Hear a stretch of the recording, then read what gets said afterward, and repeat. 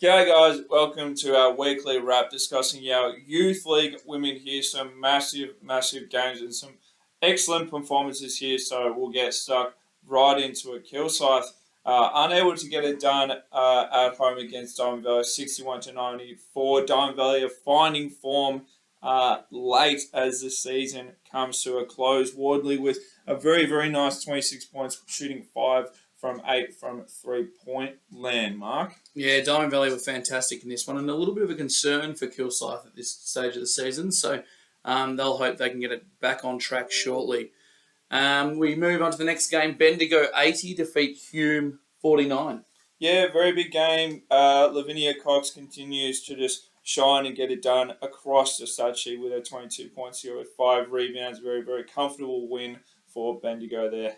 And our game of the round, Ringwood 77 defeat Frankston 73 in what was a huge double overtime spectacle. Yeah, this was massive. Having a look at this just before, Frankston were up in 2 occasions, the end of regulation and the end of the first overtime. Ringwood had timeouts and they advanced the ball twice, ran the same play by the looks of it twice and scored both times, and then just able to get it done in a the second overtime. Yeah, a little high post ISO sort of situation, eh? It was very nice. She was able to get tied on a ring turn the corner quick, and they obviously did space very well. Had some shooters around there, but no, very good job by Ringwood to stay locked in and execute late. Yep, and then next game we have Sandringham 69 defeated Waverley 43.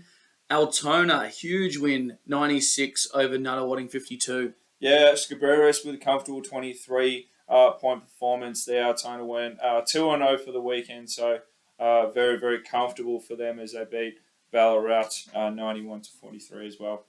Yeah, good weekend by the Gators.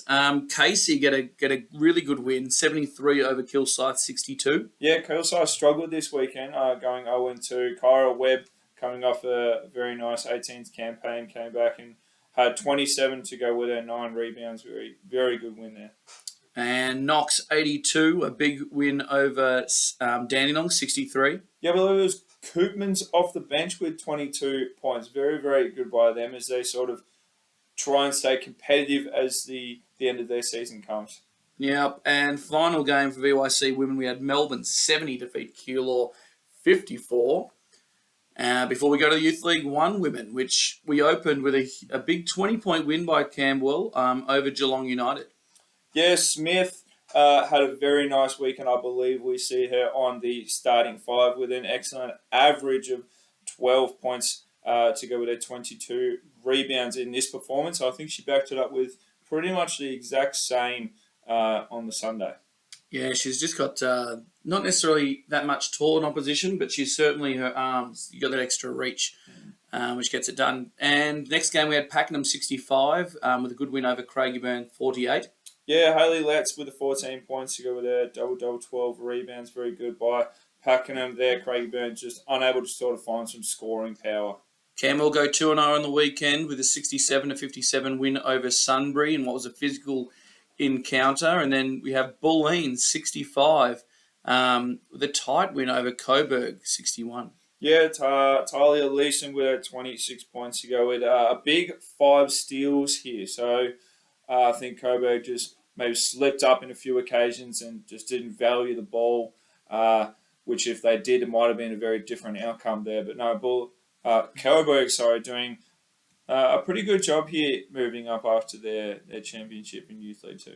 Yeah, it's never easy moving up a division, and I think they're doing a remarkable job, to be fair. We got McKinnon get the win as we would have expected over Collingwood, 76-62. Yeah, Bailey with the 23 points with 12 rebounds. Very good job by them. I believe 2 of the McKinnon girls were over at 16s National, so all the best to the 2 of them. Hopefully their campaign is extremely successful. Yep, and Pakenham go 2-0 on the weekend with a 76-43 win over Warrandyte, as we may have been able to predict. And then a huge win to the Eltham Wildcats, 101 to Wyndham 60.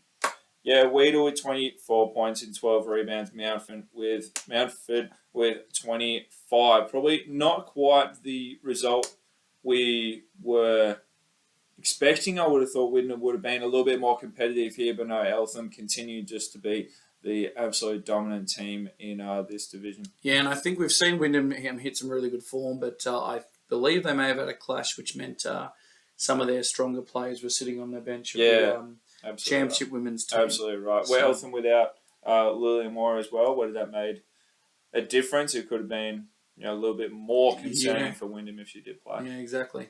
We go to Youth League 2 women. We see Bellarine. An unusual fixture here. You got the Albury went down to Bellarine and played on both the Saturday and the Sunday. The scorelines being very similar, 84-41 on the Saturday before 85-40 on the Sunday, Ted. Yeah, it was the Field sisters. I think they might have had a discussion as the weekend came out. It was probably around who was going to have a good game on one day and who was going to share it the next. So it was Summer on Saturday night with 32 and 9 assists, and then Alicia on the Sunday with 22 points in 60 or so. Probably a bit of banter there as on Sunday night as who had the better performance. Yeah, definitely. And Albury undermanned, but good on them for making the trip down to the Bellarine Peninsula. Whittlesea get a big win, an important win, 93 over Mornington 68. Absolutely. They seem to be the most in-form team at the moment in Youth League 2. Women Whittlesea, they go 2-0 this weekend to sort of solidify themselves, I believe, second on the ladder. Bellarine were a little bit concerning in the previous weeks, but after this weekend, I'm sure they've found form and getting that little bit more of a motivational and self-esteem boost. But no, Whittlesea doing very, very good there. Burns with her 18 points, very comfortable win. And then we had Southern Peninsula get a 1-point win in a fairly local battle over Western Port, 71-70. Yeah, it was Erin with her double-double, 20 points to go with her 15 rebounds. Sylvia for Western Port had a massive game herself. I believe we found her on the starting five with 32 points, just unable to get it done in that 1-point loss. Wowee. And then we got Whittlesea defeating top of the table top versus bottom clash. 81 defeat Blackburn 36. Yeah, like we said before, Whittlesea probably the most informed team at the moment for Youth League 2. Women going 2-0 for the weekend.